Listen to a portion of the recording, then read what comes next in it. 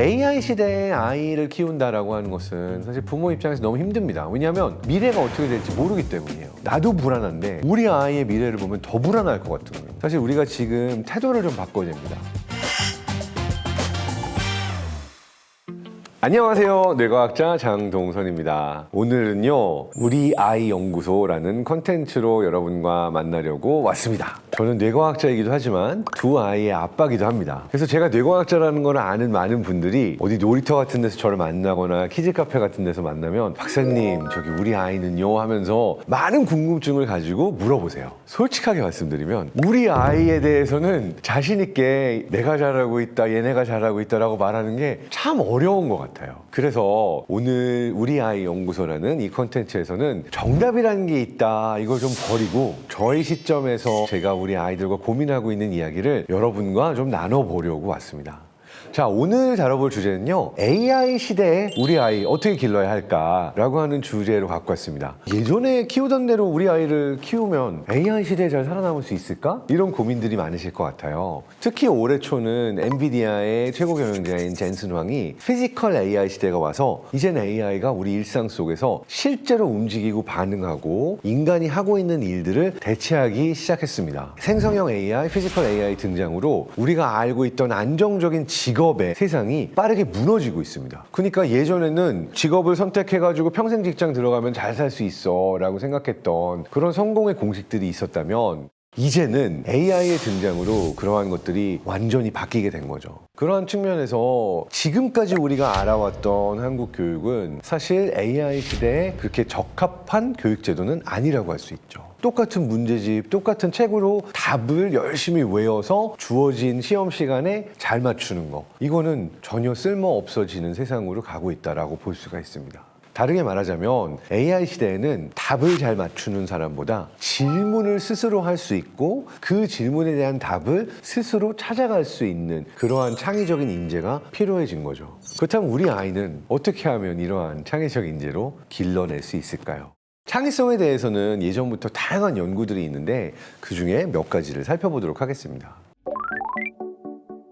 미국의 심리학자 조이 폴 길포드라는 분이 굉장히 유명합니다. 이분은 창의성이라고 하는 것이 IQ랑 다르다라는 것을 최초로 밝혀낸 분이에요. 창의적 사고를 하는 사람은 어떠한 점에 있어서 차이를 보일까? 길포드 박사님은 수렴형 사고와 발산형 사고를 나눕니다. 수렴형 사고는 뭐냐면 나에게 많은 정보와 팩트 데이터들이 왔어요. 그럼 그 중에서 정답이 뭐야? 1번이야, 5번이야? 어떤 게 정답이야? 이거를 잘 찾아내는 논리적이고 분석적인 사고 능력이죠.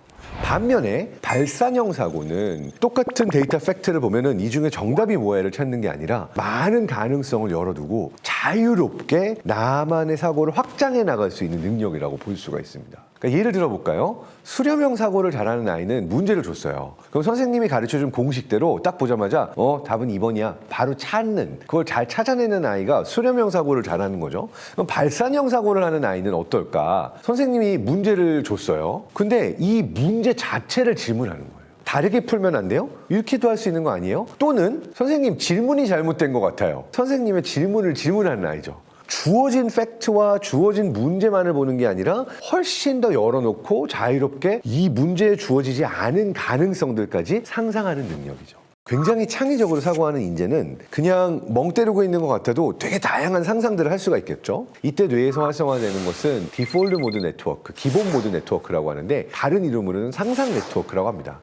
근데 내가 뭔가 주어진 미션을 해결하고 분석하고 집중해서 계획을 세우고 분석하고 할 때 활성화되는 뇌의 영역이 있는데 이 영역은 Central Executive Network, 중앙 실행 네트워크라고 부릅니다. 내가 분석하고 약간 수렴형 사고를 할 때 어떤 답을 찾기 위해서 좁혀나가는 그러한 일들을 할 때 더 많이 활성화가 되는 거죠. 아주 창의적인 인재는 상상 네트워크의 활성화도 더 높았고 이 중앙 실행 네트워크의 활성화도도 다른 디자이너들에 비해서 더 높더라는 거예요. 흥미로운 건요, 상상할 때 활성화되는 뇌와 분석하고 집중해가지고 문제 해결할 때 활성화되는 뇌가 공존할 수 없다는 거예요. 그래서 굉장히 창의적인 인재들의 뇌 안에서 세 번째로 다른 사람들과 차이가 나타났던 네트워크는 세일리언스 네트워크라고 해서 스위치를 할 수 있는 영역이었어요. 내가 지금 뭔가 상상을 할 것인지 집중해서 문제를 분석하고 해결할 것인지 여기에서 여기로 껐다 켰다 스위치를 잘하는 것이 실제로 창의성이 잘 발휘되기 위해서 중요하다고 볼 수 있는 거죠. 창의성을 오랫동안 연구해온 뇌과학자들과 심리학자들은 공통적으로 이야기를 합니다. 창의성이라는 것은 어느 날 한순간 뿅 하고 나타나는 특별한 재능 같은 것이 아니라 노력, 태도를 통해 가지고 길러진 능력이라고 보는 것이 맞습니다.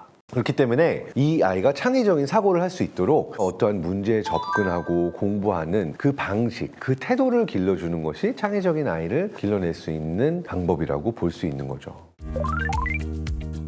행동경제학에서 가져온 하나의 개념으로 아이 키우는 전략을 살펴볼 수가 있어요. Explore, Exploit, Trade-off라고 하는 개념이 있습니다. Explore, Exploit, Trade-off라고 하는 것은 개척을 얼마만큼 해야 되고 경작을 얼마나 해야 되는가라고 하는 형태로 나뉘어진 문제라고 보면 돼요. 경작자는 내가 제일 먼저 어디 갈 필요도 없고 남들과 특별히 다를 필요도 없어요. 남들이 씨 뿌릴 때 나도 씨를 뿌리고 그리고 남들이 모내기 할 때 나도 모내기 하고 추수할 때 나도 하고 내가 농사를 짓는 요 땅 안에서 최대한의 효율을 내면 되는 전략입니다. 반면에 개척자의 전략은요. 정해진 영역 안에서 답을 찾는 게 아니라 아무도 안 가본 땅에 가야 되고 아무도 안 지어본 농사를 새로 지어야 되고 이렇게 시도를 해야 되는 건데 그러면 언제 무엇을 더 많이 해야 될까? 만약에 세상이 큰 변화가 없다. 예를 들어서 우리 아이를 키우는데 10년 전의 교육 방법을 내가 10년 후에 쓰더라도 세상이 안 변했기 때문에 똑같이 학원 보내고 문제집 풀게 하고 수능 시험만 잘 보면 되는 세상이다. 이러면 사실은 경작자의 전략으로 가는 게 훨씬 유리합니다. 근데 문제는 세상이 빨리 변하고 불확실성이 높아진 세상 속에서는 개척자의 전략으로 스위치하는 것이 조금 더 유리합니다. 발달심리학자 앨리슨 고프닉 같은 경우에는 요거를 부모와 아이의 예로 또 다른 재밌는 비유로 설명을 합니다. 목수부모가 있고 정원사 부모가 있다는 거예요. 예를 들어서 목수부모는 내가 이런 조각품을 만들 거야. 그럼 이만한 나무가 있고 요 나무를 내가 요렇게 깎고 이 모양이 돼야지만 내가 원하는 완성품이 나온 거죠. 그러니까 처음부터 내가 원하는 결과물이 있고 그 틀에 맞춰서 아이를 다듬어 간다라고 볼 수가 있는 겁니다. 반면에 정원사 부모는 달라요. 식물이 햇볕을 필요로 하고 물을 필요로 하고 거름을 필요로 하는 것처럼 아이들이 잘 클 수 있는 환경을 셋업해주고 아이가 어떠한 모습으로 자라나느냐에 따라서 다양한 경험, 시행착오 같은 것들을 허용하는 거죠. 정원사 부모가 좋긴 한데요. 대부분의 부모는 힘들어할 겁니다. 그 이유는 뭐냐 하면 정원사 부모보다 목수 부모가 무언가 단기적으로 결과물 나오는 걸 보기가 훨씬 좋거든요. 단기적으로 아이가 풀어야 되는 어떤 눈에 보이는 또 남들과 비교가 잘 될 수 있는 미션들을 주고 단기적 결과를 보면 효능감을 잠깐 느끼는 거죠. 근데 문제는 아이는 잠깐 동안 부모가 원하는 대로 갈 수는 있겠지만 커가면 커갈수록 부모 원하는 대로 안 될 가능성이 훨씬 높습니다. 자, 그렇기 때문에 왜 내 마음대로 아이가 안 되지? 라고 하는 부분에 있어서 부모는 계속해서 양육 효능감이 떨어지는 경험을 하게 돼 있어요. 무엇보다도요, 아이를 키우는 거는 너무나 긴 시간 동안 계속해서 수많은 문제들을 해결해내야 되는 롱 게임이잖아요. 자, 그러다 보니까 부모들이 어떤 걸 선호하냐면 피드백이 제때제때 빨리빨리 와서 내가 눈에 보일 수 있는 결과로 만들어지는 것을 선호해요. 예를 들어서 우리 아이가 수학시험 100점 맞았다. 영어 학원에서 1등 했다. 뭐 이러한 형태의 단기적인 결과물들이 보이면 나 잘하는 것 같아. 우리 아이가 1등 했어. 우리 아이가 이것도 해냈어. 라는 형태로 뿌듯해하죠. 결과 중심으로 피드백을 받으려고 그러면 육아 효능감이 올라가기보다는 떨어지는 방향으로 갈 수밖에 없습니다. 정원사 부모의 전략을 가져가면서도 양육 효능감을 느끼기 위해서 중요한 포인트가 몇 개 있습니다. 내가 아이로부터 받는 피드백의 종류를 바꾸는 거예요. 그러니까 내 아이를 보면서 통제감을 느낄 때 내가 잘하고 있다라는 피드백을 받는 것이 아니라 아이를 해석하는 능력이 하나의 잣대가 돼야 되는 거죠. 창의적인 아이로 잘 기르려면 사실은 아이도 중요하지만 부모가 육아 효능감을 가지는 게 진짜 중요합니다. 근데 어떻게 해야 육아 효능감이 올라간다? 결과에 맞추려고 하지 말고 아이가 어떻게 발달하는지 아이의 발달 신호를 해석하고 아이의 변화해가는 모습을 보면서 이거 재밌다. 지금 잘 크고 있다. 라고 내가 육아 효능감을 가질 수 있는 잣대를 부모가 스스로 좀 바꿔줘야지만 부모의 육아 효능감이 올라가고 부모의 육아 효능감이 올라가야 또 창의적인 아이로 잘 크는 아이로 기르는데 도움이 됩니다.